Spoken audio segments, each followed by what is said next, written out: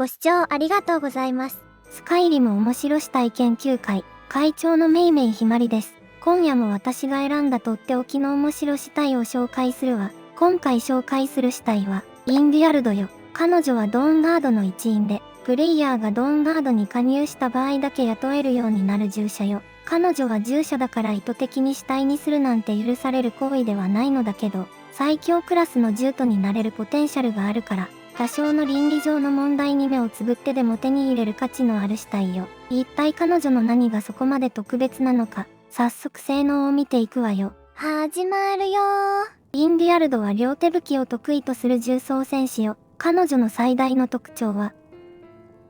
巨大な棍棒と最も相性が良い死体だということよ。巨大な棍棒というのは巨人が装備してる武器で、本来は入手不可能なのだけど、従者限定で装備させる方法があるわ。この武器はとにかく攻撃力が高くて、誰が装備してもそこそこのダメージを出してくれるのだけど、両手武器スキルが高い従者に装備させるのが特に有効よ。そしてインディアルドは全ての従者の中でもトップクラスに両手武器スキルが高いから、巨大な棍棒を最も有効に使える死体になれるというわけね。参考までにドラーグルのデスオーバーロードに狂気の潜水を装備させると、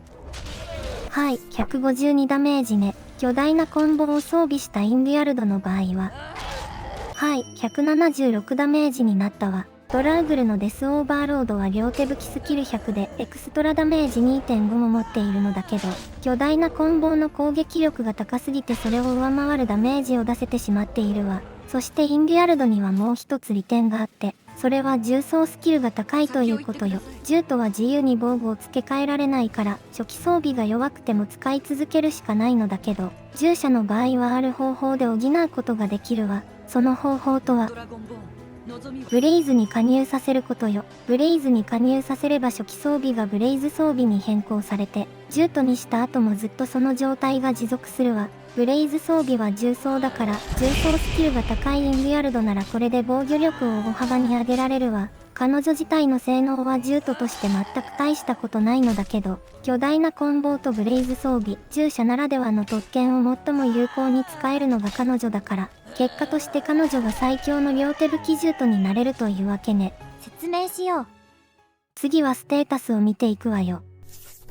これがインディアルドのステータスよ。なんというか、ものすごくさっぱりとしてるわね。彼女の利点は両手武器スキルと重装スキルが高いことよ。これ自体は珍しいことではないけど、彼女の場合はこの2つだけが高くて、他のスキルが低いという偏った振り分けになっているわ。いろんなスキルが平均的に成長するより、一部のスキルに偏っていた方が強いのだけど、彼女の場合はちょうどそれが両手武器と重装だから、巨大な棍棒とブレイズ装備という従者ならではの要素と特に相性がいいというわけね。体力は従徒の中では高い方ではないのだけど、ブレイズ装備をさせれば防御力はかなり高くなるから、耐久力に問題はないわ。死んでくれません？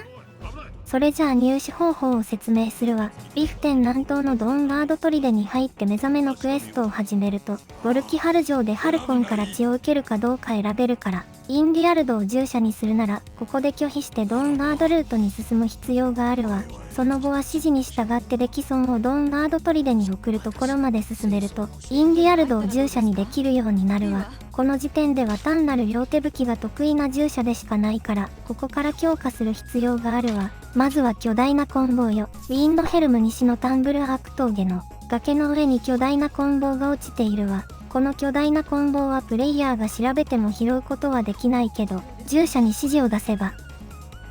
拾わせることができるわ。次はブレイズ装備ね。メインクエストをアルドゥインの壁クリアまで進めて、デルフィンに話しかけるとブレイズを集めるクエストが開始されるから、インディアルドを連れて行けば、彼女にブレイズ装備をさせることができるわ。次のステップとして彼女に死んでもらわなくてはならないのだけど、従者にした状態で死なれてしまうと、インベントリに表示されない弓と矢が永遠に残り続けてしまうわ。さっさと巨大な棍棒で殴りに行ってほしいのに、弓を持ってるとなかなか殴りに行ってくれないから、必ず従者から外した状態で死んでもらう必要があるわ。あとは彼女に不幸な事故に遭ってもらえば、彼女の死体が手に入るわ。彼女の死体は消えることがないから、保存アイテムは持たせなくて大丈夫よ。誤差なので許容範囲です。このタンブルアーク峠の巨大なコンボは、クリア前なら離れた場所で10日経過させればリスポーンするわ。そしてブレイズへの勧誘は3人まで可能だから、やろうと思えばブレイズ装備で固めた巨大なコンボ使いを3体揃えることが可能よ。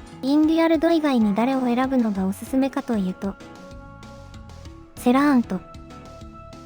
ベノアよ。この2人は重装の適性があるし、セラーンは両手武器はそこまで得意ではないのだけど、エクストラダメージを持っているから、両手武器の専門家と遜色ないダメージを出せるわ。セラーンはインデュアルドと同じタイミングで、ベノアはモーサルで殴り合いに勝てば従者にできるわ。この3人を集めれば戦力として強力だし、何より巨大なコンボを持って集団で殴りかかる絵面が面白いから、従者を死なせても気が咎めない人はぜひ彼らをゲットしてね。ご視聴ありがとうございました。というわけで今回はインデュアルドについて紹介したわ。従者ならではの要素を活用することで最強クラスの獣人になれるポテンシャルを持っている死体よ。ただルートがドーンガード側に限定されるから、一部の死体やユニークアイテムが手に入らないことには気をつけてね。それじゃあ今回の動画はここまでよ。よかったらいいね、高評価してもらえると励みになるわ。